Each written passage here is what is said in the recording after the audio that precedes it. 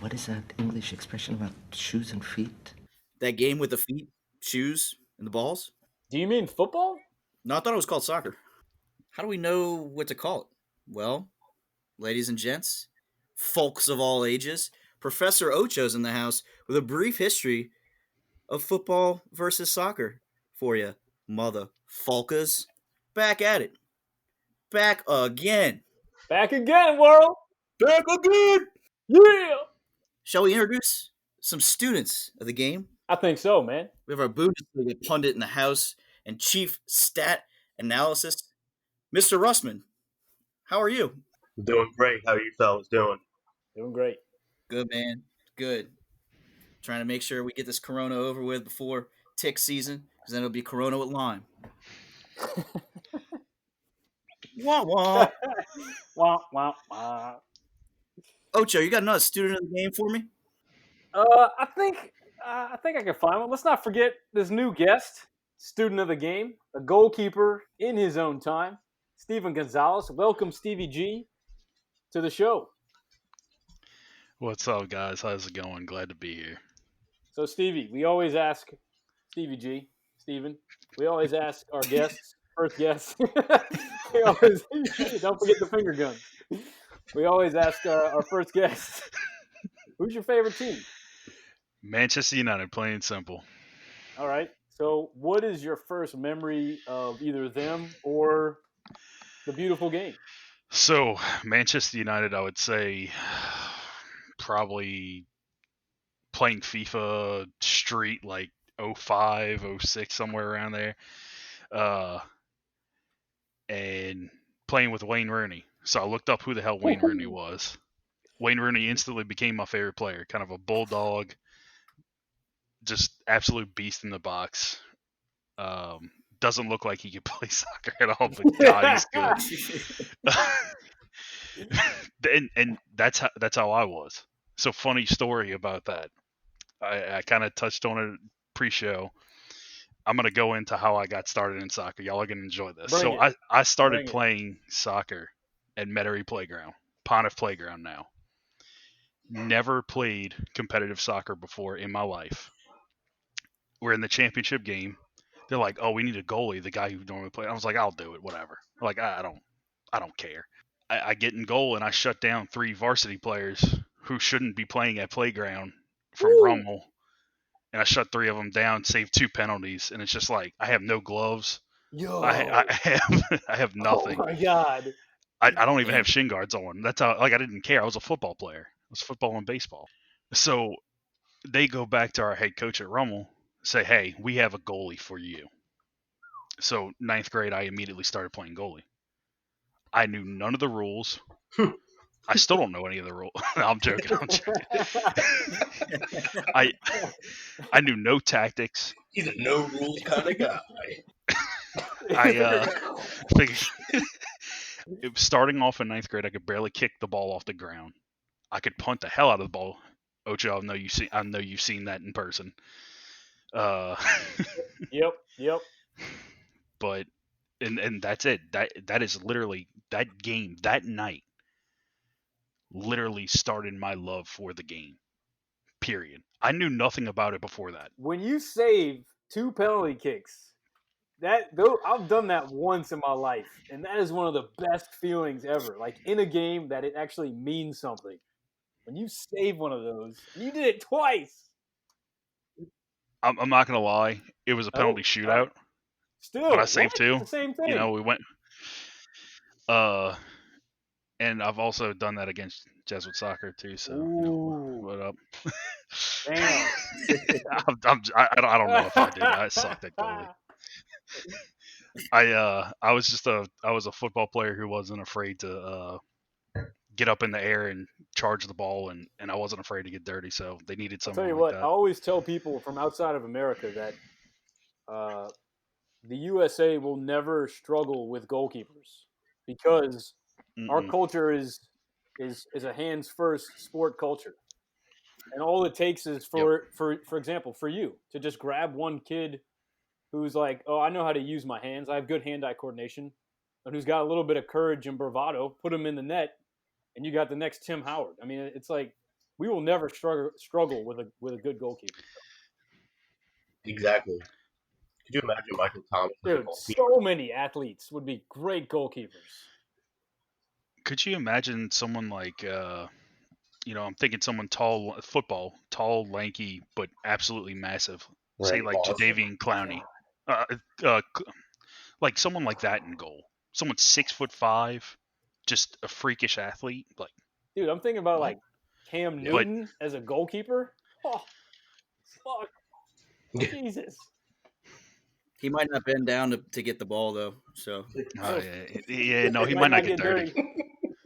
Yeah, it yeah. takes a special person to be a goalkeeper. Hey man, I like the Pontiff. I didn't know you're at Pontiff, man. I was at Lakeshore. Yeah, no, man. Pontiff Blue Devils. Well, old Pontiff school, life, baby. old Metro. Yeah. No, but one real quick. One thing. Goalkeepers, a lot of them are batshit crazy. I've played with a few that I don't understand their psyche. 100%. 100% without a doubt. I've met, they're some of the nastiest people I've ever met because of the gloves. You know what? You want to know what's disgusting? Quick note: in my attic, I have my gloves from ninth grade. Woo! I'd throw those away, man. Nope, I'd throw those away.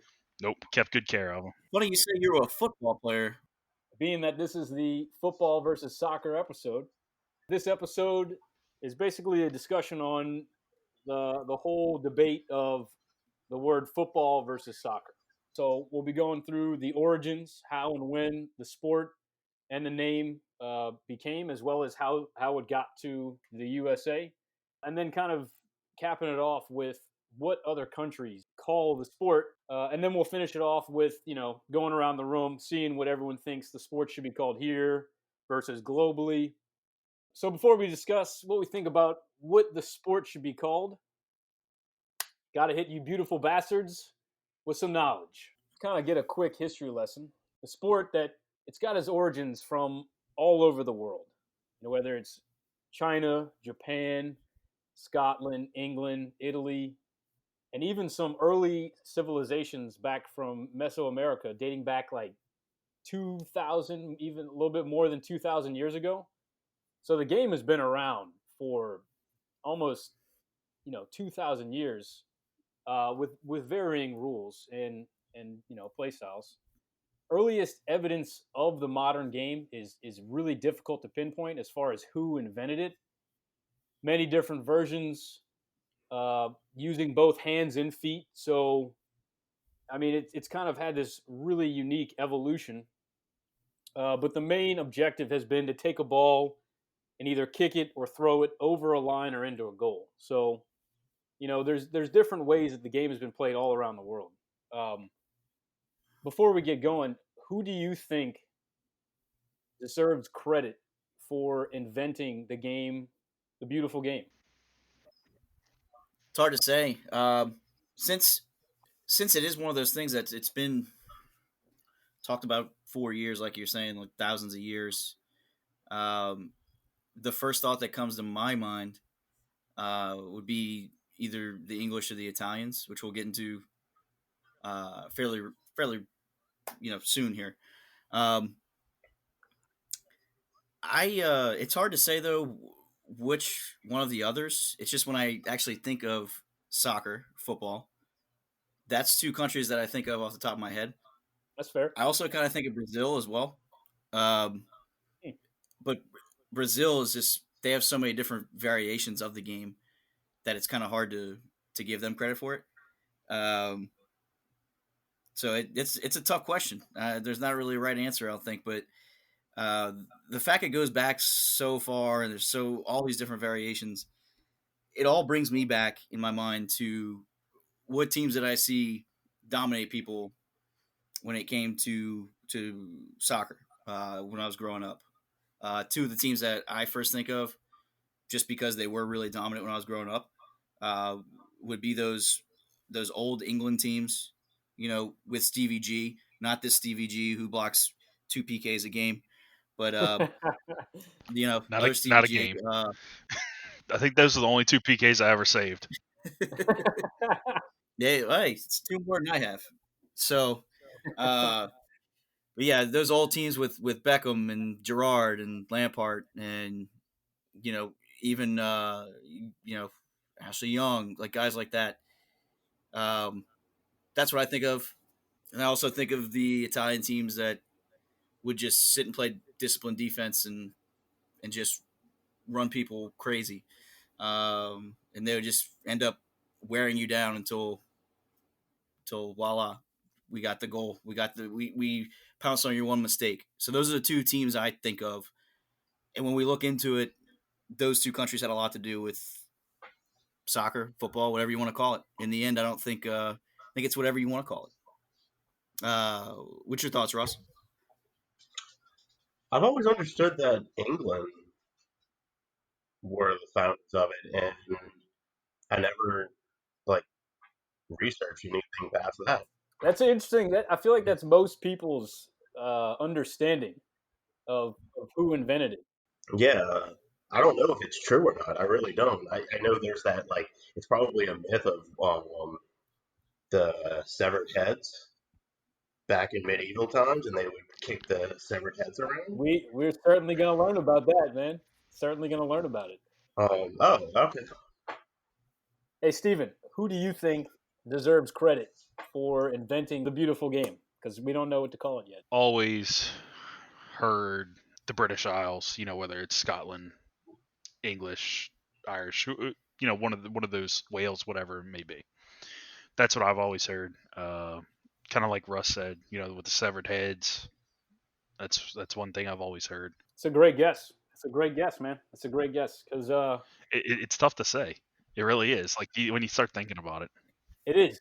I'm going to start off by saying that like I said earlier, it's hard to pinpoint.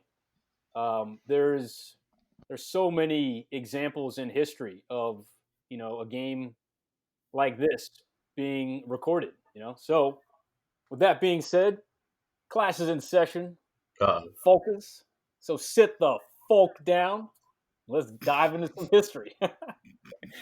So like we've been saying, there's a few countries that deserve the credit for playing ball sports with feet. That's how it's kind of described in general. Ball sports with feet. Three of them being Scotland, England, and Italy, as all 3 of you had said. England really, Russ is losing it over there. England, because I think the ball sports with the feet. Oh shit! So England actually they boast the first official record of the word football in the Oxford Dictionary around 1486. Oh. Yeah, and prior to that, actually, it's kind of funny. The other records of soccer or football, the other records of football have been because it's been banned. It's not like somebody wrote about this sport will live on forever. The reason historians have been able to find it is because kings and queens have banned the sport from the public because it was hurting too much of the working class. And they were like, all right, fuck this. It's too barbaric. And when you look back, it was so barbaric. Like you guys are saying, legend has it that in the 3rd century, England celebrated a victory by decapitating a prince and then kicked his head around the town. That's so badass. Hell yeah. That's so badass. This is the legend of where, football started there. It is legend. Legend has it. That's how it's quoted. But, I mean, it's pretty hard to fabricate a story like that. You would imagine a majority of the town or the country seeing this and it just spreading like wildfire. And there's really not much you can fabricate or exaggerate. It was either a guy's head was on the ground or it was something else. It leads me to believe that this guy's head was chopped off and kicked through the city. So I imagine those United fans from Euro trip getting together and be like, "Let's get that privileged boy's head out here and kick the bloody fuck out of it." Fucking, hey, don't mess with Vinnie Jones, all right? Oi, get his fucking head. My baby takes the morning train. Yes, sir. that's Booty's theme song. Hey, funny, what's like one of the reasons I knew who Manchester United was when I first Wayne Rooney. I'm like, oh, Euro trip. I actually put the 2 and 2 together, and that's how they became my team. So I actually forgot about that. Dude, you'd be surprised how many people say the same thing. We've had a few guests on the show that have said that same shit. Oh, it's Euro trip. That's how I first heard about Man U. Well, not to get off on a tangent, but you got to realize, like, back in the day, what did we have? We had the US, the MLS, U.S. soccer national team. Not even all the time, but like we had to go to Univision for any actual foreign soccer, which I didn't speak Spanish. My last name's Gonzalez. Look at me. I don't look Spanish. So it's one of those things. Like, no, I hear you. I relate to that because, like you said, growing up, there was no way to watch European soccer. It was, I got introduced to European soccer because of YouTube, and somehow finding highlights of Ronaldinho. The World Cup every 4 years would definitely be something that drew me to soccer, but that was every 4 years. You're not gonna really fall in love with the game watching it every 4 years. My first World Cup that I watched with intent, because I don't think I ever watched one before 06. Same. Yeah, that was my first one. I remember a few moments of 02 with Brazil. That was what, Germany? 06? Mm-hmm. 06? It was in Germany. Italy won. That was in Germany. That's what I meant. That was in Germany. Yeah. I remember Zidane with the headbutt, my boy. Football player. I like headbutting people. Still hates Gareth Bale for some reason. Just cannot stand that guy. Hey, bro. Gareth Bale has brought that upon himself, man. You think he thinks it's Christian Bale? I called him Christian Bale in an episode the other day, yeah. Hey, Wales, golf, Madrid. All right? That's all I got to say. That's what I'm saying. Yeah. He brought it upon himself with that. Like, he's asking for it. There's great golf courses in Wales, like the original golf courses. Like that is true, man. The links courses, yeah. It's funny you say that because Scotland actually was also another country that has early records of football dating back to 1400. They uncovered a book titled it's called Vocabula, and it records in detail a game where there was 2 teams on a pitch. They mentioned goalkeepers, they mentioned halves, they mentioned switching halves, and what was really interesting is that was one record of football being in Scotland, but there are also other records where another type of football, what did I call it? Ball sport with feet. The tongue twister. Where the rules for this kind of sport, they were so misinterpreted and ignored that it created this very chaotic style of play. And one time, for example, it led to pistols being drawn and 2 people dying. I mean, what kind of game are we playing here where guns are introduced and 2 people die? Like I don't know, but I'm all in.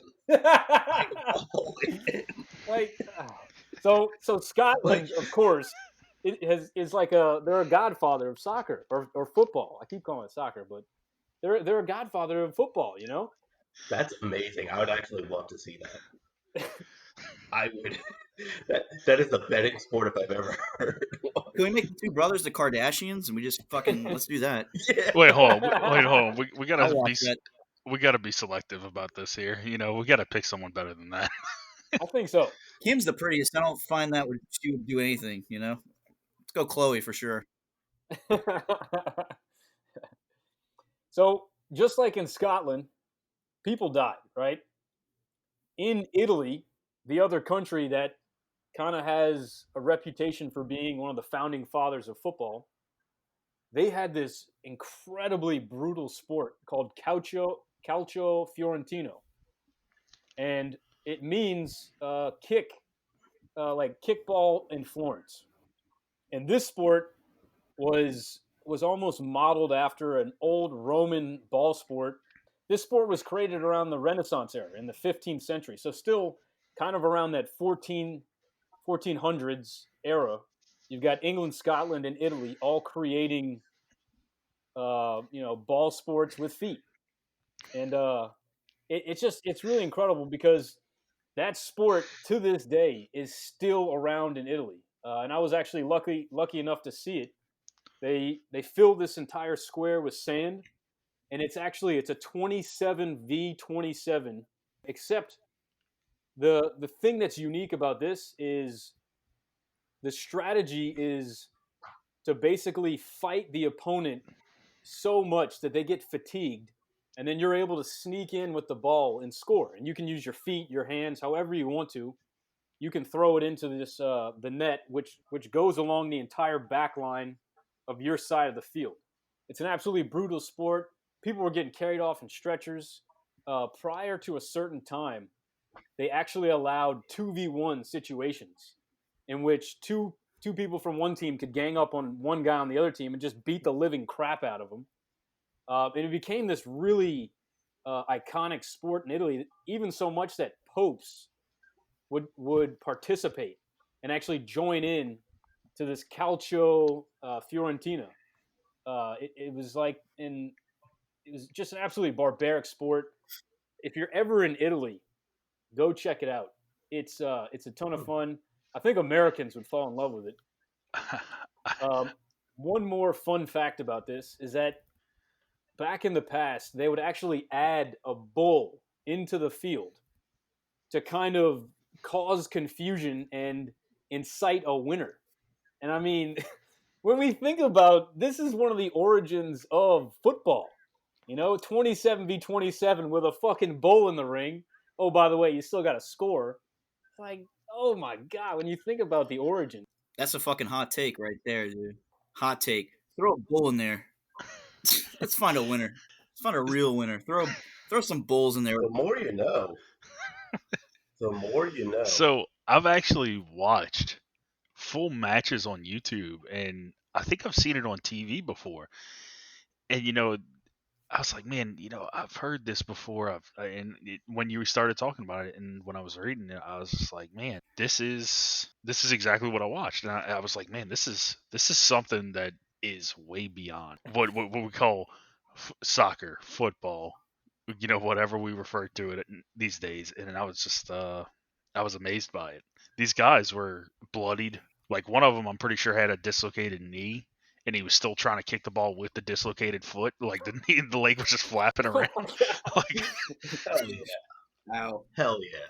To kind of give some credit to the Italians, this sport was invented during the Renaissance era. Of course it was. Which is really interesting when you think about it, because this was a time of, enlightenment and, that kind of step up in the arts. And here they are kind of godfathering the modern game of football with this 27v27 calcio fiorentina, which is just a massive brawl that happens to have a ball that generates points. And another fun fact, I'm just remembering, the winner, whatever team would win, they would just get a big dinner, like a big free dinner. That was it. You win, here's a free dinner for like your part of the town.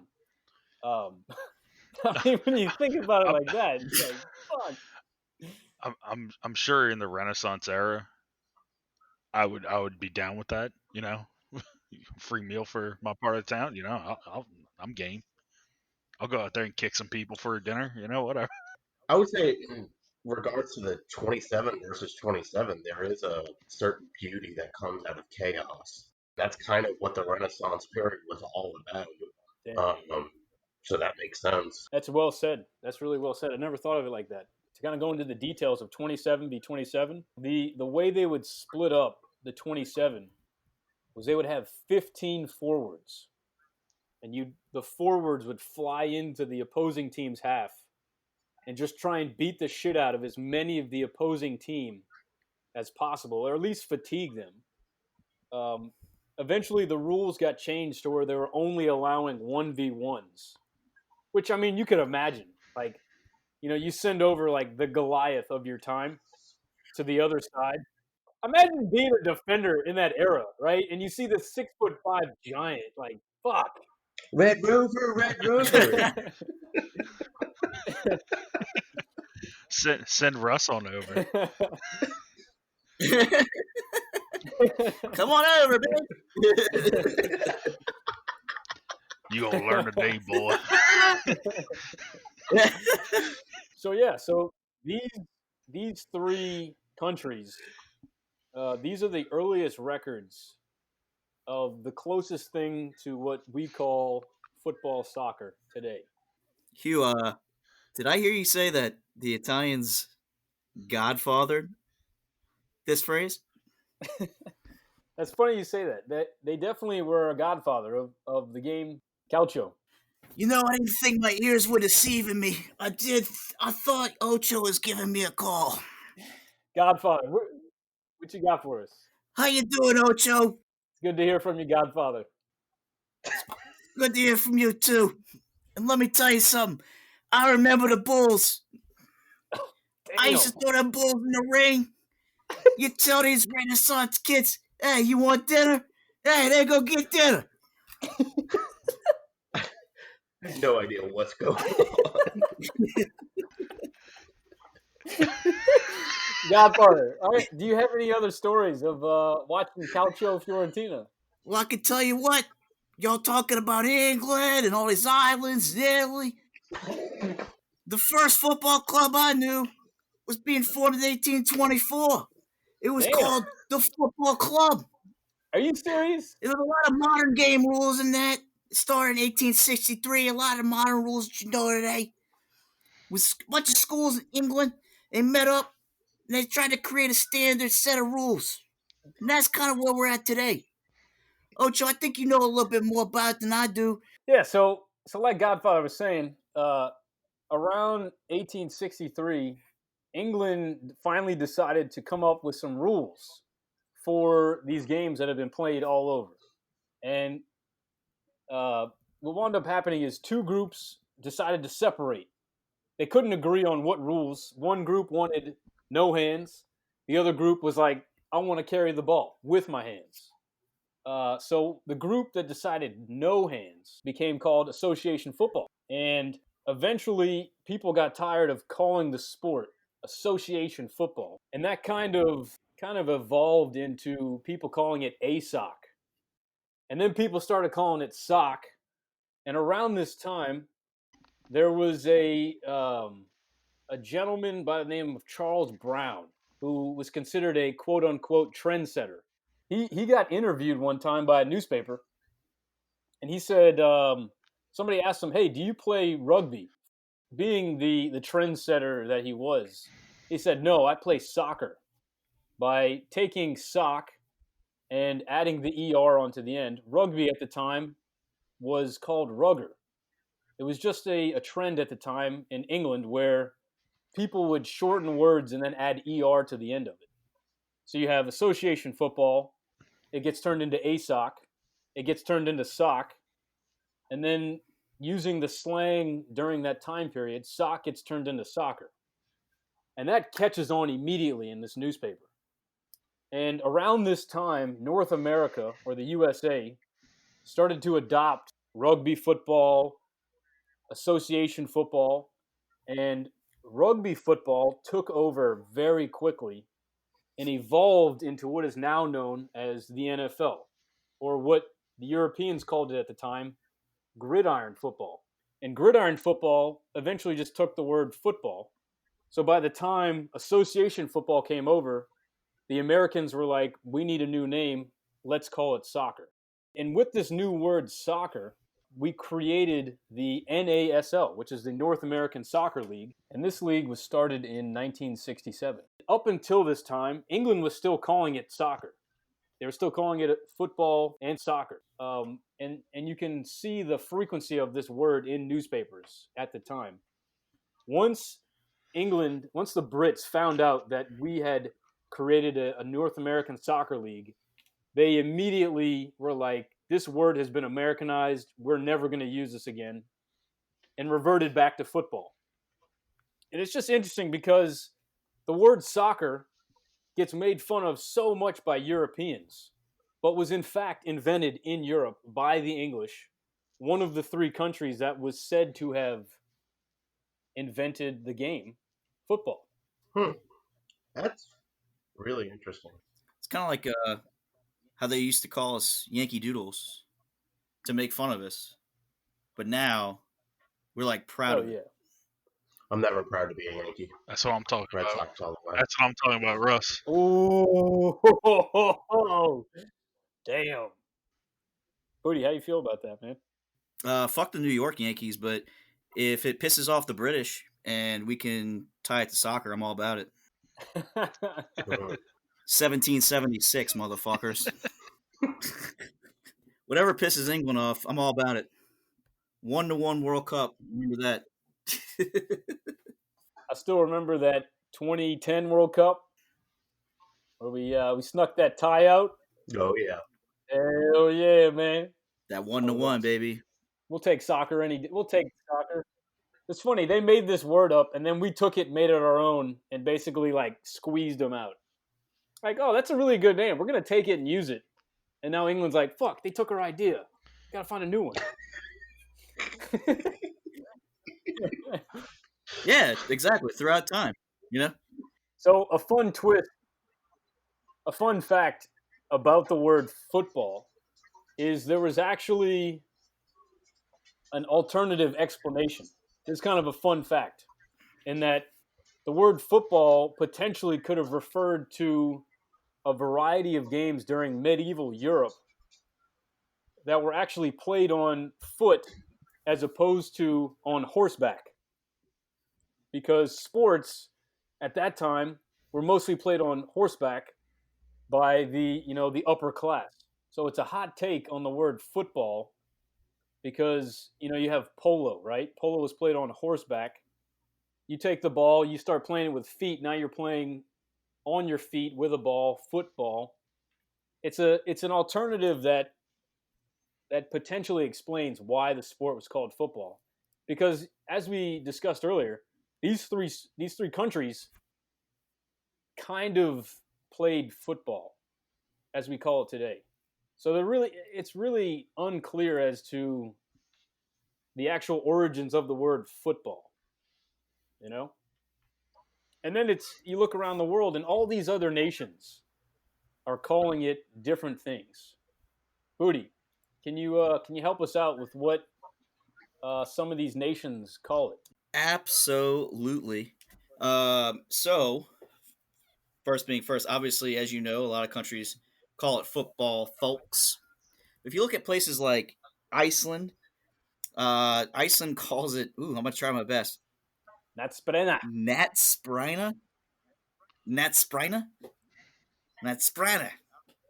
Nat being, I love this part of it actually because this is great because it's actually breaking down the actual word associations. It's kind of fun. Nat, K, and I'm going to spell it for you, folks. KNATTSPYRNA. So KNATT means ball in Icelandic, with sprina, SPYRNA, mean kicking. So you have ball kicking. So that's actually really interesting. Then you have Germany, which is foosball. You have Foob, which is foot. You have ball. You have other countries, kind of the same idea. Sweden, which is football, foot, FOT. football, of course, ball being ball. Same with Holland. They call it voet ball. Voet meaning foot, and then ball meaning ball. But then what's kind of interesting is when you look at countries like Japan. Japan calls it saka. It's probably my favorite out of all these. Saka, and it's SAKKA, which is interesting because it kind of sounds like soccer. Um, when the Japanese say saka, saka, it refers to the sport football. The Japanese say footboro. That's likely referring to American football. Yeah, can't forget about the nations that have taken the word football and kind of phonetically made it their own. Like in Spain, right? The word is football. Football. Futbol. The fut. There is no Spanish word fut, and there is no Spanish word bol. But they took this English word football and then phonetically made it their own, calling it football. And it's interesting to see how all these countries from around the world have taken this sport and decided to name it. You know, like you were saying with Iceland, Iceland took the word football and literally word for word made it their own, made the sports name with their own language. Same with Germany and Sweden and Holland. Um, it's a very interesting evolution of the sport around the world. It's interesting, like you said, the phonetics of it. To actually see how countries have developed this game that we kick around a ball with our foot, balls and feet, with the shoes, and we've seen all these countries kind of combine it into their own. They kind of love it as their own. They embrace it. It's so interesting to see how they phonetically do that. On top of the fact that there's so much history involved in all this, there's all these varieties of games in medieval Europe where people play with feet as opposed to horseback riding sports, equestrian, like you said, polo, things like that, which those were more the aristocrats that played those horse sports. You had the That's common right. man. It's a common man's game, playing what they could with what they could. Um, the only other sport that kind of reminds me of is baseball. You have baseball in the like the Caribbean countries and the really poor countries. Those people they adapt with what they have. They have a broomstick and a bottle cap. A lot of places in Dominican Republic play like that. So that's a beautiful thing because soccer is also really big there. So again, it ties back into it's the common man's game. It's not people who have much. It's not people who can have the means to make their lives better. They're just making their lives better with what they have. And I think that's why it's grown so quickly around the globe. Is because you don't need to be Yeah, in the upper class to play it. definitely. You know, you need a couple. You need one ball, Yeah, and you can play it with like a bunch of clothes. You know, or you can play it with. I've heard people in other countries have played it with like an empty coconut, and it's like we heard with England. England was playing it with a severed head. yeah. You know, anything that just rolls on the ground, whatever way it is. So, with that being said, this is the almighty question of the whole podcast, gentlemen. And I'm going to pass this on to Steve. Steve, in your opinion, what do you think we should call the game in America? And do you think the word that's most commonly used for the sport? What is your thoughts on that being the word to describe this game? So in America, whenever I'm talking about soccer, I refer to it as soccer because that's what Americans know. I have traveled the world for work where I've met people from, anywhere from Malaysia to Brazil to Guyana, Suriname, Trinidad. Everybody Interesting. refers to it as something different. So the majority of them refer to it as football. The Malaysian guys had some. The Filipinos and Malaysians had some word for it. I couldn't pronounce it. I couldn't tell you what it is. But their common English term was football. So I'm in the the school of I cater the conversation to the audience.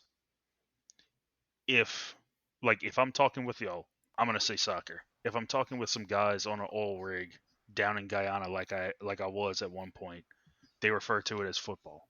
So I refer to it as football. I cater my conversation to them, Interesting. just so there's no confusion or argument or anything like that. It's being respectful too. It's like when you're in Europe and you go to another country and you're in their country. They very much respect that if you speak their language. Right. Right.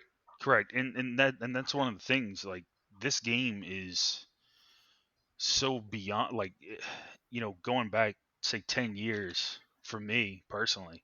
Yeah, like, I only watched English Premier League because that's what was on TV. But now we have access to so much more.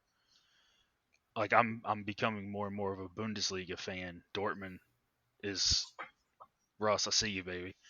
Dortmund's like my second love. Dortmund's really fun to follow. Like, but going back to my point though, it's just I try to cater and understand their passion, their respect for the game, because at the end of the day, this game is the same everywhere it's played for the most part. Obviously, there's a few key different rules and kind of rulings within the game on the field that may get called in England but not get called in Italy or something like that. So I try to understand and respect their style of soccer, football, whatever they may call it, because I expect them to do the same for me. Kind of like the golden rule, respect others how you want, or treat others how you want to be treated. So, this is the beautiful game. It is worldwide, and I just try to promote a positive outlook on it whenever I can. It's well said. It's well said. I'm going to pass it to Russ. Russ, what do you think the sport should be called in America? And give us an explanation. Why do you think it should be called that? In America, I think it should be called soccer. It sounds like you outlined the history of the word soccer, and it sounds like the word itself was is just a villain of circumstance Interesting. throughout history. Hmm. Um, Americans call it soccer, keep calling it soccer, but as Stephen just eloquently put, don't be a dickhead. Know your audience.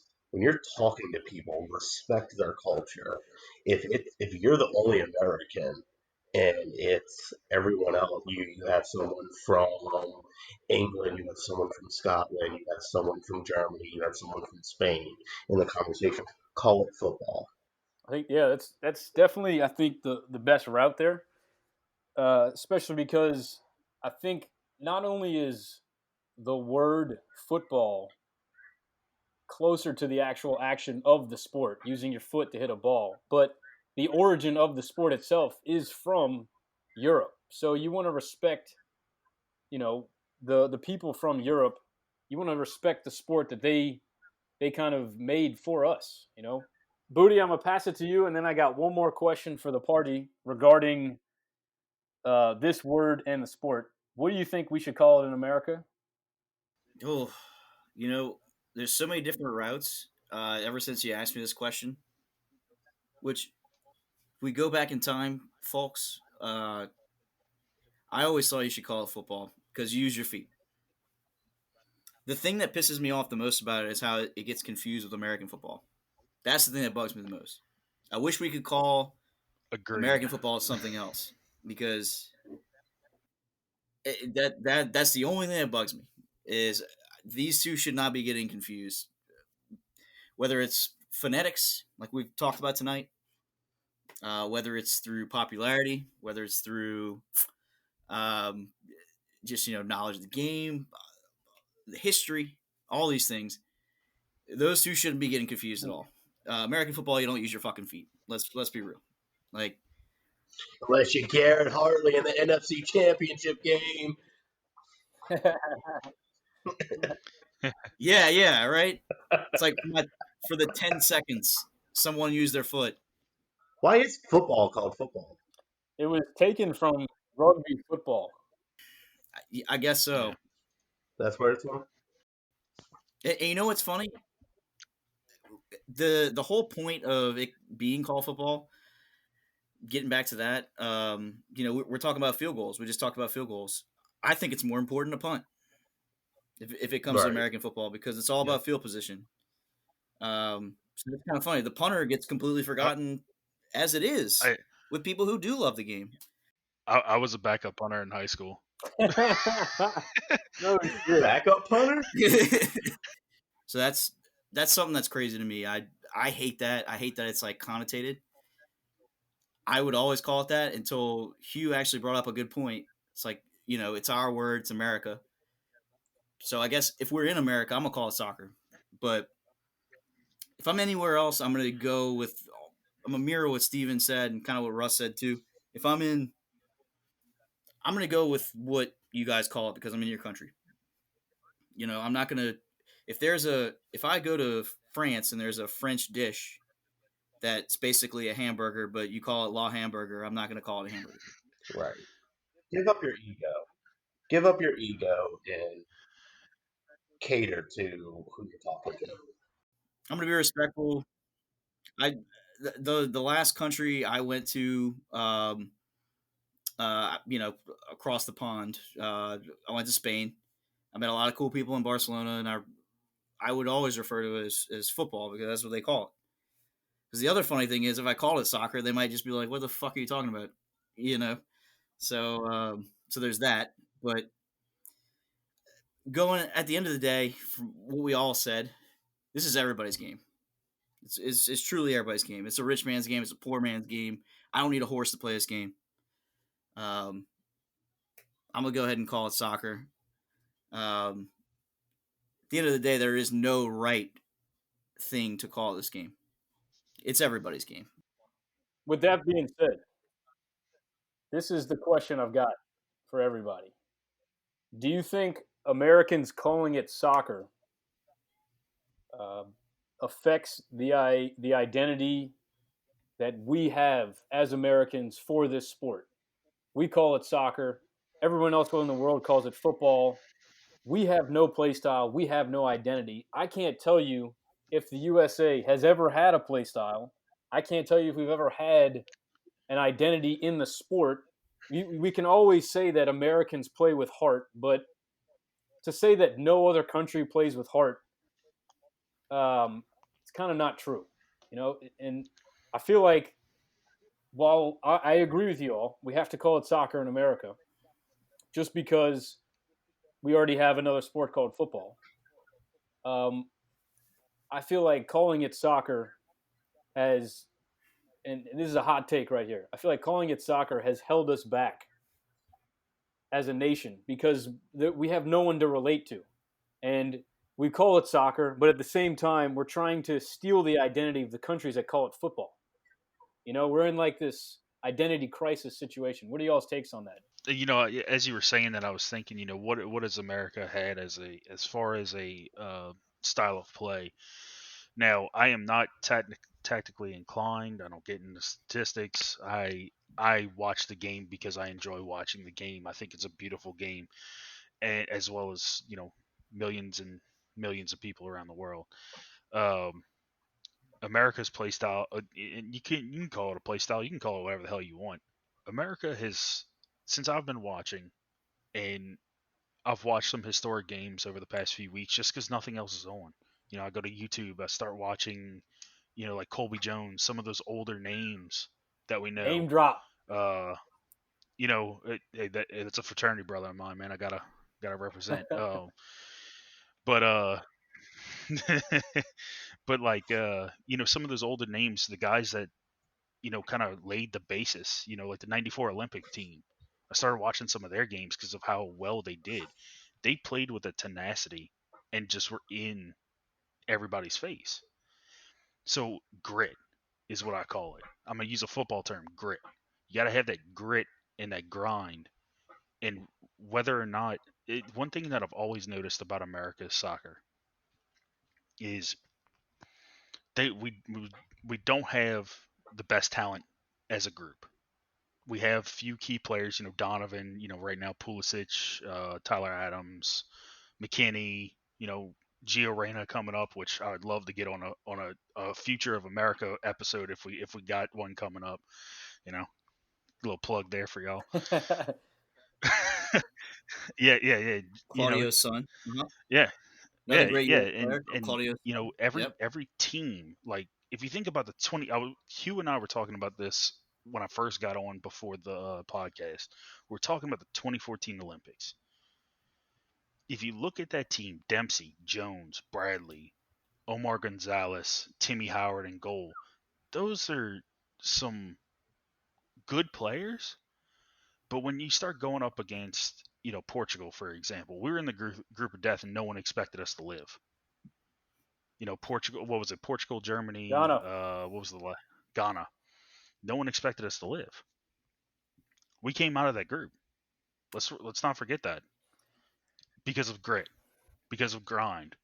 They didn't play the most beautiful game, but hell, they gave it all they had. I mean, Klinsmann set them up for success. I mean, plain and simple. Hey, group before that in 2010, we weren't supposed to get past England. We won the whole group. Yeah, I was in Disney World with my family. I said, screw going to the park. I either want to go to Epcot in England to watch the games, or I'm staying in the hotel room. So I just turned 21, and I was like, I'm either going to England to get drunk, or I'm staying in the hotel room and getting a 6-pack of beer and just keep on going whenever I can. And I was in Epcot for 14 for my honeymoon. nice. There you go. But real quick, I had one other thing to bring up. Because I've been in conversations, like I said, kind of on oil rigs with the salt of the earth people, if you want to call them, guys who may not have educations, but every single time they're like, why do y'all call it soccer? I mean, and I'm always like, that's just what we've always called it. I never knew the history of it. We stole it. But we yeah, stole pretty it. much.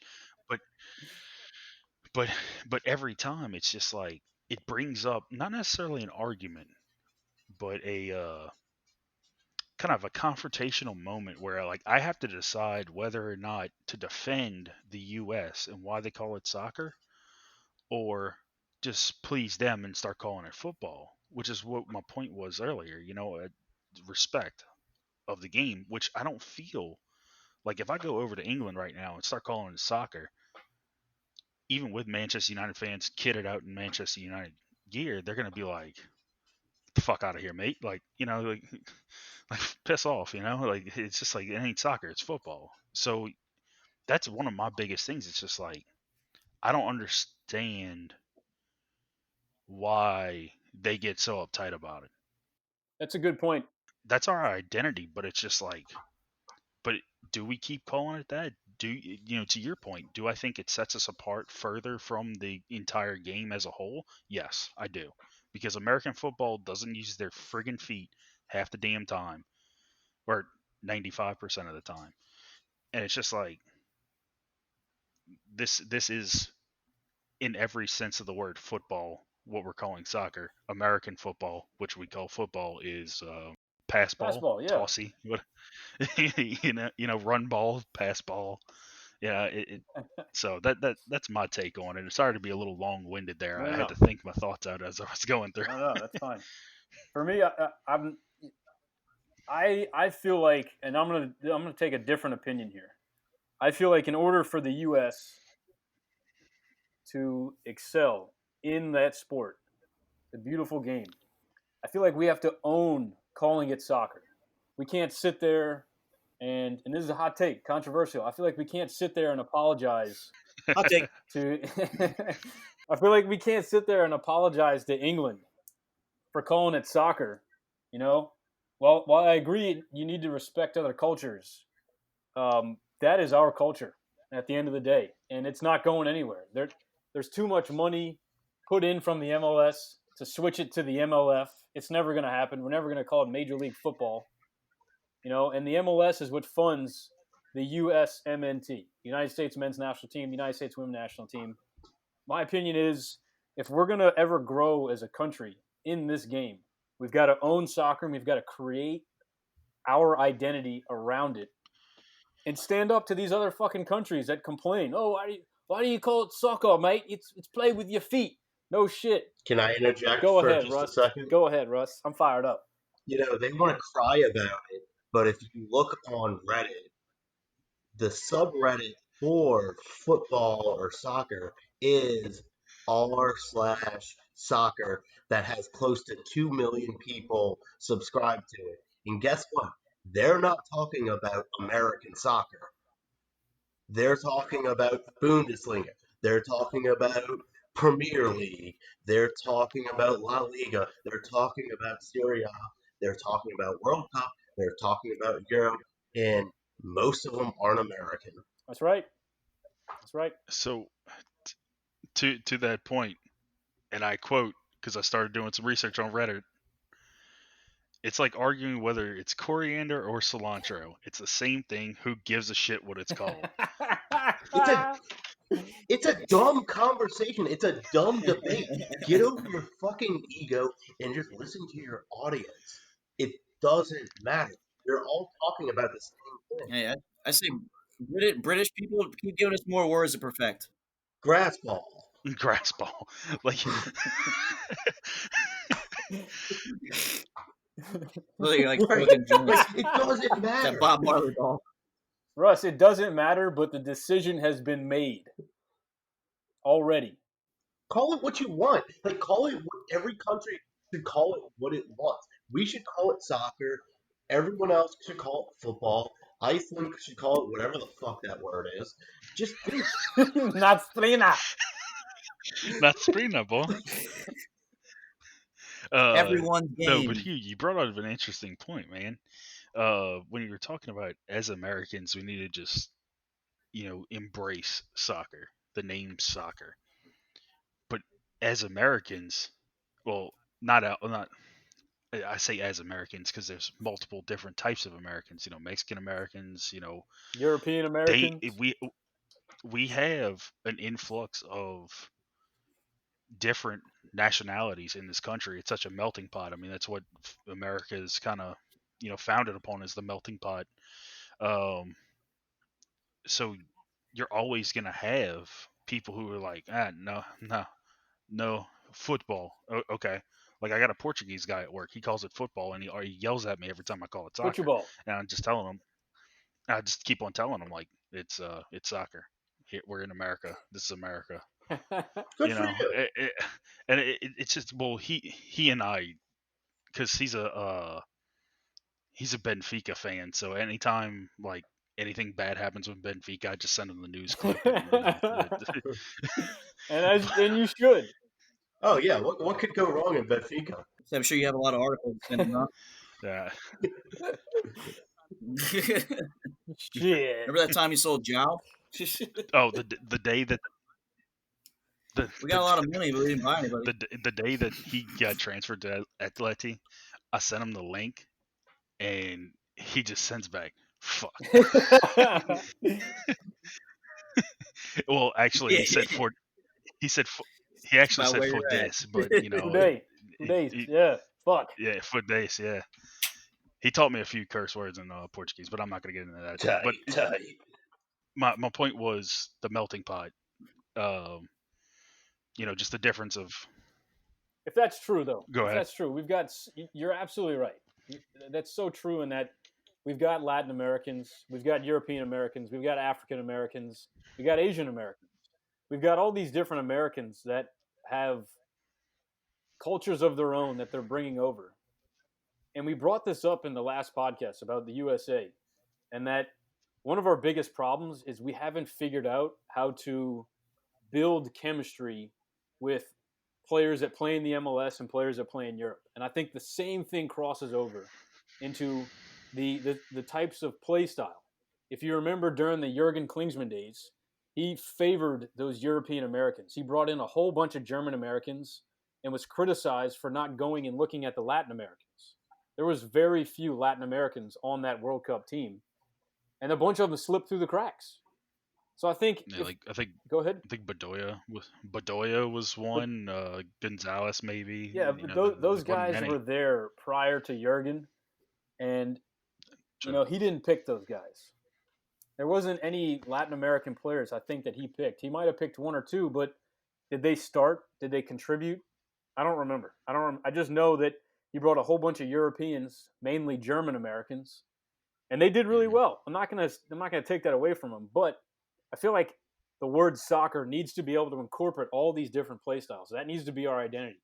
We are the country of a whole bunch of nations, a whole bunch of cultures. We need to embrace as many different styles of play and make it our own. Whether we want to take the German approach and be super tactical with lots of passing and very machine like.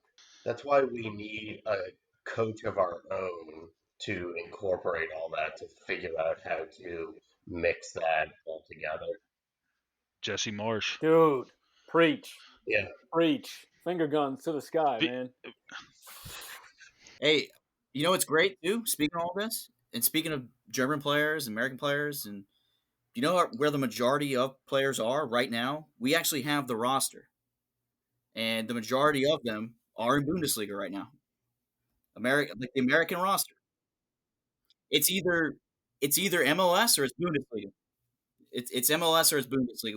We can pull up. We just did a USA episode a few days ago. We have the actual, as of right now, the the actual depth chart, and it's either MLS or it's Bundesliga. With that being said, I kind of want to get us to all reach some kind of a point to this episode. So going around the table, I want to know what you think the play style of American soccer should be. It can be simple. You can get really deep into the tactics, or you can just criticize something that we don't do good enough. I'm gonna pass it to Booty. Uh, so when it comes to an identity, like we're saying, like Italians for years, defensive minded team, discipline in the back. You look at Germans, attacking team. I think as of right now, if you look at our lineup, our starting lineup, the midfield is set. So what that tells me is I think we need to play possession. I think we need to create chances. Um, keeper's never been a problem. I don't think we have the best defensive players to play a defensive scheme. Um, we're getting better, but I just don't think that's there. Like we just mentioned, who is that goal scorer up top right now? Since Dempsey's been gone, I don't feel like it's there. Don't get me started on Josie Altidore. Um, I can't stand that guy. All right, Booty. So let me ask you a question about the possession. You said possession style soccer. Do you think that means build out the back possession, or do you think that means counter press, win the ball back in the midfield to attacking third possession? As of right now, as of today, counter press, because what I've seen so far, they're trying to do that build out of the back right now, and it's not working. So, hey, maybe in a month from now, right? Berhalter loves that. Um, I'm all for it if you got the guys to do it, but it's not looking like that's working right now. Losing 3-0 to Mexico, uh, to Canada 2-0. I mean, It's embarrassing. I think it can be better out the back. Maybe if you find the right guys to do that, I'm all for it. But right now, the glaring thing to me is our midfield is phenomenal. I think we got to take advantage of that. I think we counter press on them. Um, that's where I think we're at right now. Maybe something comes down the line in a year from now and things change. But if we're talking about right now, that's what we got to do. We got to take advantage of the midfield we got. Agreed. Russ, go ahead. Just coming from a very casual U.S. national team fan, it's so boring to watch.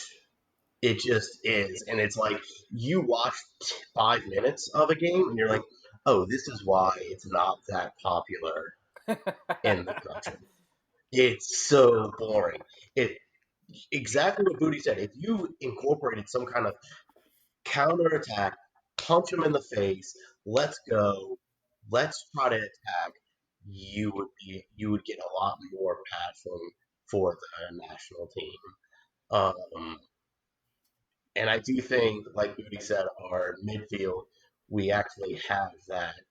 For once. We actually have the pieces in place to do that right now, especially with my dude Gio Reyna coming in. Like, that's the attitude that we need. That we don't care who we're going against. We're gonna punch you in the mouth. Grit. Let's go. Yeah, and to add on what you guys are saying, our midfield is stacked for now and for the future as far as in relation to USA soccer.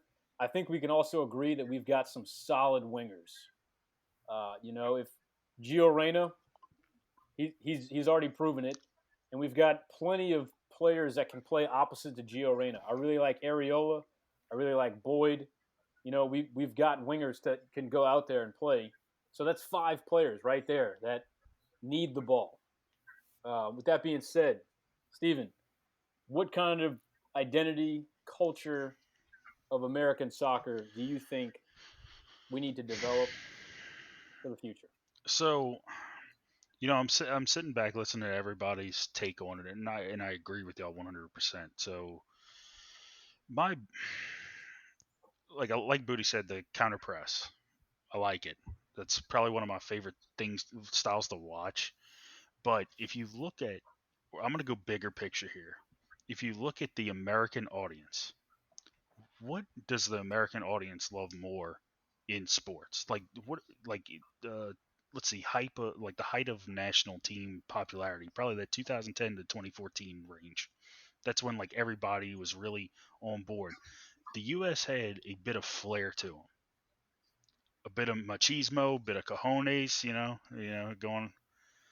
But they had Dempsey, who had the attitude. And he was a killer in front of the net. He was cold blooded. We don't have that right now. We don't. No. So my biggest thing is what is going to attract the American people to get on board with U.S. soccer, even if they're fair weather fans for a little bit. As long as they get that support, you need flair. You need attitude. You need an attitude era. To take a wrestling term here, an attitude era of U.S. soccer to bring back that flair. To bring back that flair from like that 2010 to 2014 with Dempsey. We need to be a heel. Yeah, you need to be nasty. We need tenacity on the field. We don't have that. So, with that being said, talking about defense, we got some good young backs, Dest and Anthony Robinson. Those are 2 that I definitely think we all need to watch out for. Yes. But yeah, Dest definitely. But playing out of the back is not working. We all know that. It's just not how America has historically played, or really. We don't have the technique. Right.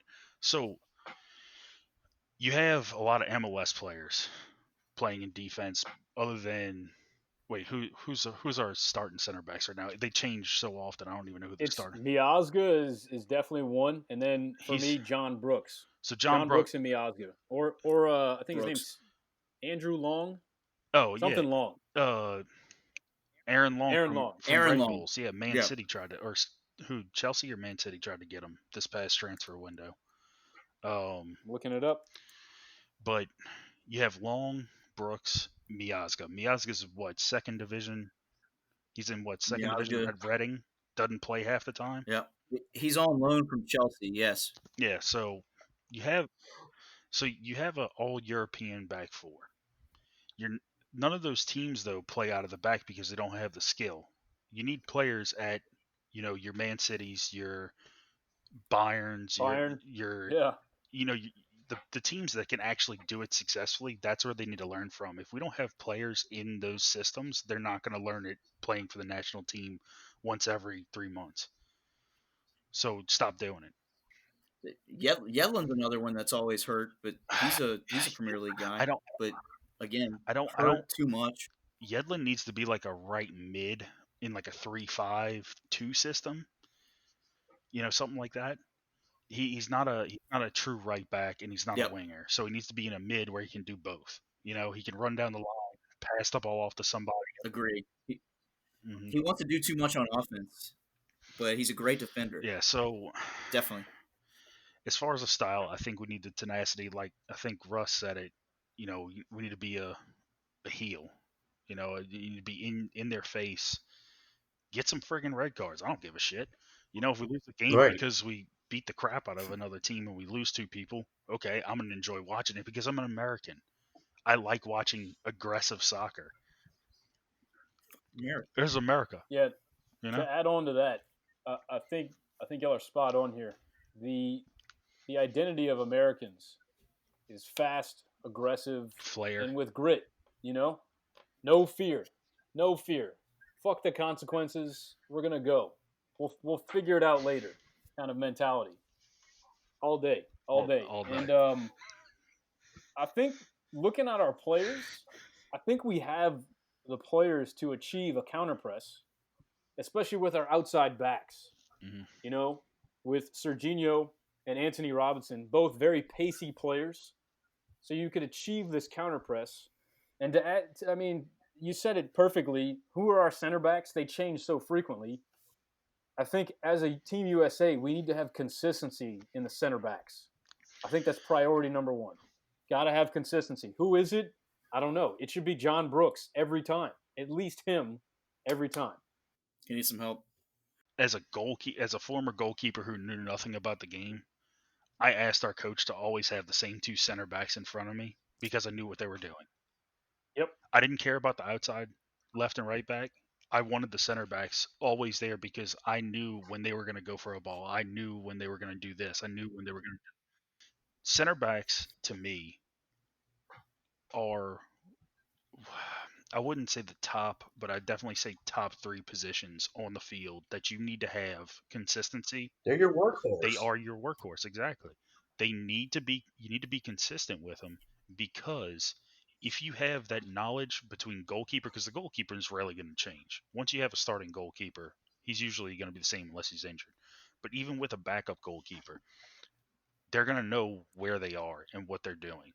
Those 2 need to have communication and sync, knowing what they're doing. Yep. So to me, they're the foundation. Exactly right. So with that being said, I think we've kind of reached a somewhat of an agreement as far as USA calling it soccer and associating an identity with the word soccer, despite the history of the sport and where the more notorious name of the sport, football, comes from. I feel like as a joke we kind of stole the wrong name, but at the same time, when we called American football, we put ourselves in that position. So it was bound to be called something else. I was reading an article and they said it's actually really fortunate that gentleman who called it soccer didn't call it footer or asser. I've been wanting to call it Because at the time it was just, it could have been. He was the one that essentially created the name soccer, which has gotten us to where we are now. And so that being said, this has been a fantastic episode. I really enjoyed y'all's perspectives on this word and how we've kind of adopted it as Americans. Boys, I have to say that was a beautiful discussion. I'm glad we got that far into it. We got pretty balls deep in that one. Pretty soccer balls deep. That being said, I think it's time we put this episode to bed. We put these folks to bed, these soldiers. First things first, we have to talk about what's your fetish, Ocho, because we've had some feedback. And folks, if you don't know what's your fetish, you can ask us any question in the world. We had a friend ask us a question. I'm going to go ahead and read this out. We'll answer it. So, our friend, Felipe Rosado, says, how you two think after the coronavirus pandemic the soccer world will look like. Players with smaller market values, smaller salaries, etc. I would assume that our friend Felipe says, how do you think the soccer world will look after this virus is over? Me personally, Felipe, my big take on it all, I don't think anybody's going to want to come to Italy, which hurts me. I'm a big Serie A guy. I think we're going to see a lot less. We're going to see smaller contracts and wages. I think we're going to see a lot smaller transfer fees with everybody hurting. It should be really interesting because we're going to see big names go for smaller cash. And it's also going to be interesting because there's going to be so many players out there that's going to be to the point where how bad do you want to leave your team? Will you take lesser money? Immediately, a player that pops in my head is Paul Pogba. What you think, Ocho? I'm going to take the opposite opinion there. I think this following transfer market, transfer window, and season, I think everyone's going to take a serious hit. You know, we've already seen players with big contracts already agreeing to take a decrease, a wage cut. So they're already kind of preparing for it now. I don't think the season is going to be played at all this year. The only way I could see it happening is if it's closed door. And, that's doable because you might have to get 50 to 60 people tested to ensure that they don't have it. And then you could run your whole production. But I don't think that's viable long term. I think that's a good quick fix. Looking into the future, I think you'd give a year, 2 years until everything's back to normal as far as the soccer world, because these next 10 to 18 months, I think people are going to be itching for any kind of soccer. And the moment you give it back to the public, I think people are just going to be vomiting money back to soccer.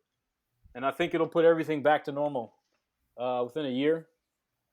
I am excited to see this transfer market because a lot of lower market teams are going to be able to compete with these higher market teams.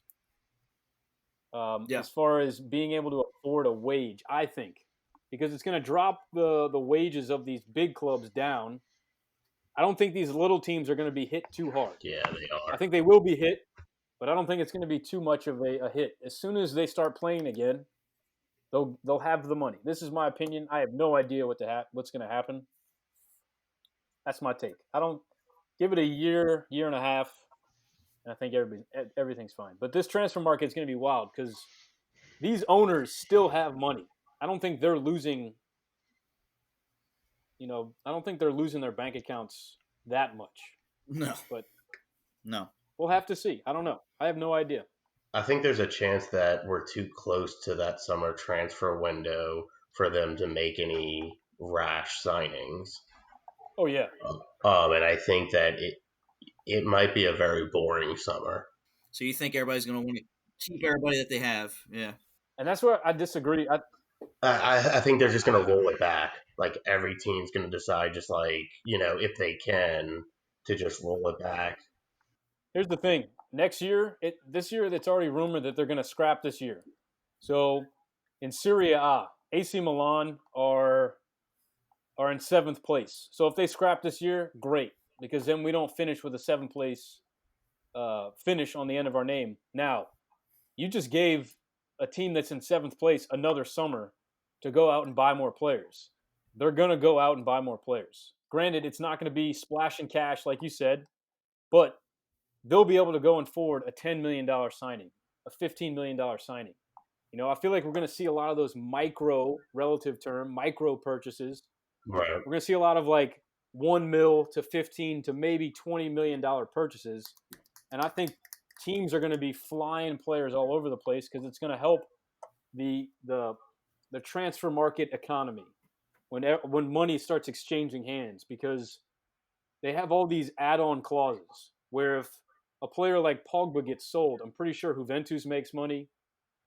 And I think Man U, of course, will make money because he's coming from there. But players like that, if they start flying around, moving around, the money is going to move. And it's going to help keep everybody's pockets full. On the other side, like you said, it could be everybody just holds on to players and nothing happens. But I'm looking at teams that are finishing in like 5th, 6th, and 7th. They're going to take full advantage of this summer. And they're going to go out and go buy more players to give themselves an opportunity to try and finish in 4th place. I hope Steve, you're right. That would mean that the virus isn't still dominating the landscape. True. Yeah. So I'm just gonna throw Juve out there to my Juve horn. They said that if they called it, they would not accept the trophy. Whoa, putting pressure on Liverpool. Yep, they Damn. said Juve said no. There's a team literally right behind us by a point. Not taking it. Oh, that's a good point. Yeah, Lazio's right behind him. Liverpool, though, Liverpool's Liverpool's a so different far situation, ahead in yeah. the second. Yeah. You got to give it to them. You got to give it to them. Give it to Liverpool won it. Liverpool won it. Everyone said it before this whole thing happened. Liverpool should take it. This is from a Manchester United fan. Liverpool deserves to win the title. But Yep. I am perfectly fine with playing in Europa League again as a Manchester United fan so they don't win it. They're going to win it. No, but I'm just saying if they cancel the season, I'm hoping for cancellation. It doesn't count, nothing. But here's my take on this whole, real quick. It's going to be short. The market values are definitely going to be smaller. Your big money players. You mentioned Pogba. Pogba, I have mixed feelings about because as a Manchester United fan, he's a great talent. But at what cost can Ole Gunnar Solskjaer lose the locker room with someone like Pogba if one thing doesn't go his way? You saw it with Mourinho. So when you have a big money guy like that, 100+ million to some people, 90, 80, whatever it may be, his value is going to diminish to like the maybe 40, 50, which is what I'm going to see. You may have Neymar at like the 60 or 70. That's going to be the high that I'm believing we would see in this next summer if like Neymar moves. I don't think there's going to be $100+ million transfer or even close to it. Yeah. So one more point though, you got to look at bigger picture relegation teams, how much money they're going to actually save if they stay up, and how much money the teams that were going to be promoted are going to lose. So you have to look at that as well. That's going to not bankrupt someone like say Leeds United in the championship, but it's going to hurt them financially to where they may not be able to recover for another 4 to 5 years. Bundesliga already has, I forget off the top of my head, they already rolled out a scenario if that were to happen in Bundesliga, like how that would look for the upcoming seasons. They might not relegate any clubs. What? That means you don't promote anything. Yeah, it had something to do with their financial fair play, and that's another point I was going to bring up is FFP. Yeah, it was a whole. I forget it. It was. They rolled it out right when this whole thing started, and I forget exactly how it looked. But no, that's a good point. Another thing is the sponsorships too, with airlines and stuff being big sponsors for certain clubs and things like that. Like that stuff looks different after this. Yeah, and to kind of close out my point with the FFP, your big clubs, your Manchester United, your Juventus, your PSG, your Man City, Bayern, all these people with Liverpool with money, they are going to spend money because the players are going to be available. They are going to be fine. These smaller clubs, I'm looking at mid to high table clubs that are on the smaller end, say Wolves in the Premier League, a great team. They may not be able to do as much. So I see, I can't remember who mentioned it, but a lot of rollover. the maybe extending players' contracts who were or about to be out the door, maybe extending them another year. I mean, you're definitely not wrong. It is going to be a recovery year for everybody. Everyone's going to be taking hits in their pocket. The sponsors, the clubs. I feel like even the players are going to be taking hits in their salary, as we've already seen. But I think the recovery is going to be Manchester United, Bayern, and PSG are always going to have money to spend. That's who's going to spend the biggest money out of all this. Barcelona's going to be fine. Real's going to be fine. Yeah, Barcelona, Real Madrid, Man City. But let's Liverpool. let's be honest. Those are the guys that we're going to be talking about that did buy somebody out of all this. Right. damn. Do you think those teams will get stronger in this current situation? Yep. I absolutely think so, because they're going Fuck. to take it. They're going to take advantage of smaller clubs who have great talent, and they're going to be like, "We need cash. Okay, give us this player for $10 million, Yep. $30 million value midfielder. Okay, we'll take him for 10. You need The cash." 1% get better. Yeah, Yep. if you look at it, top 1%. The top 1% of clubs are going to get stronger. So it's about that time, folks, where we give a shout out to everybody that we want to give a shout out to. It can be soccer related, non-soccer related. Anybody you want. Let's start with Russman. Hold on. Give a shout out to my main dog right here, Zoe, who just endured this 2.5 hour podcast while she was trying to go to sleep. You can actually do stuff to her hair like this. Like, she just has so many looks. So many looks. Like that, like that. You can go mohawk. You can go just one single spike. You could do whatever you want. Slick back if she's feeling fancy. So, shout out to my main dog here. He just threw the dog. Yeet. Oh, God. Good toss out. Good shout out. Love it. Stevie G. Who you got? All right. This is kind of old news, but this is something that it's kind of one of those feel good stories. Rajanan Golan was at Inter, took a transfer to Cagliari. Cagliari to move back home so his wife could get cancer treatment. Took a pay cut and everything just to move Whoa. there. That dude is a true husband and true footballer in every sense, to be in support of his wife. So that dude, That's what's up. it's a good freaking dude. Good right shout there. out. I like that. I like that a lot. I'm gonna go next here. My shout out is gonna be a buddy of mine who I was just talking to today. His name is Eric Kugler. He and I are we have high aspirations and big dreams to start a futsal academy in New Orleans, which is something that I feel like city of New Orleans needs desperately for the youth in order to grow.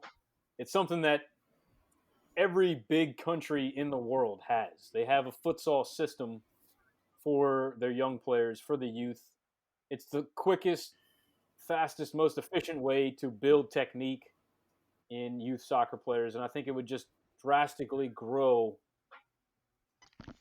New Orleans soccer. I think it would grow the just the overall competition level and technique in the city. Footy, who's your shout out? This is a person that he gave me a shout out not too long ago, so I feel like it's only right I give him one back. My shout out is to Ocho Bartlett here. Been meaning to give him one. It's been a long time overdue. I've been making him wait and sweat it out. I think it's about time I give him one. Hats off to him. He puts up with all my dumb shit, folks. A lot of the shit that you don't even hear. He cuts out because I'm me, and sometimes you gotta roll with the punches. Sometimes he knows which punches to roll with, and that's what's really great about him. He showed me a bunch of things that we've learned together on this little journey. Without him, it wouldn't be what it is without either of us. And honestly, without these two guys here tonight, it wouldn't be a show. A lot of the things that we do off camera. This is a weekly thing, folks. It's not we just hop on here and we just start talking. There's a lot of work that goes into it. Ocho does a lot of the editing, pretty much about 100% of it. So when it comes to things of that nature, it's all him. It's great. I really enjoy our conversations, our arguments. It's really fun. It's been a fun journey. We're gonna keep it going. We're gonna have great shows, but it's all up to both of us. Without it, it doesn't happen, baby. So, hats off. And with that being Appreciate that, Mike. Appreciate you, man. absolutely appreciate you, man. It's been really fun. With that being said, I think it's about time we give special thanks to our guests. Russ, Stephen, you've been great today. Thanks for taking time to hang out with us. We know you're taking time out of your lives here. We took 2 hours out of your life. Hopefully, we'll cut that down. The 100% editing is going to go to Ocho on that. We're going to. We somehow got into USA Soccer and then into Ronaldo. This is great. That's why we love the game. That's why It had to. So it's fantastic. We had to get into USA Soccer. Absolutely. Had to be done. And then I started thinking we were talking Chelsea and we're talking United. I don't know. I thought we were talking about United for a minute. We were talking about Chelsea. We'll throw Chelsea in there. They can pick up Ronaldo's contract. All right. You have Be me sure to on. You're going to follow- talk about Dortmund for a little bit. True. It's going to Hey. happen. I always It's the Bundesliga Pundit. absolutely. We got to. I root for Bundesliga because of you, dude. I root for Dortmund because of Russ, basically. Dude texts me all the time with Dortmund stuff, so that's like my Bundesliga team. So, hats off. Russ, you can text me at any time. Oh shit, they about to go on a date. All right, now let's holster the guns Get the and get. call it a day. Get your guns ready in the right position, upright position. Be sure to follow us on Facebook, Instagram, Twitter for all the twatters at Footy Fetish Show. Ask us questions on the What's Your Fetish post. There's only one person who could ask this question. The other person was Life's a Breeze, who just jumbled words together, and that wasn't a question. So, thank you to all of our soldiers, the Footy Fetish Army out there holding it down for us. Please keep spreading the word of the balls and the feet. Whether you call it soccer, whether you call it football, I don't care. You call it what you want because it's your sport. It's everybody's right. sport. Shout out to the soldiers of the Footy Fetish Army around the world. Please keep spreading the gospel according to the Footy Fetish. This has been the Footy Fetish Show, where the fetish is real and the footy is soccer. If you're still listening, here's a blooper. Hugh, did you mention that the Italians kind of godfathered this idea? Yeah, they were considered one of the godfathers of soccer. Football. Calcio. He was covering all of his bases. Let's do that again. It's all right. We gotta do that again. Sorry. You tried so hard to be politically correct. Yeah, Hugh's like, yes, I said that and that and that. I should have said Calcio. I said soccer. Yeah. Going for fan favorite.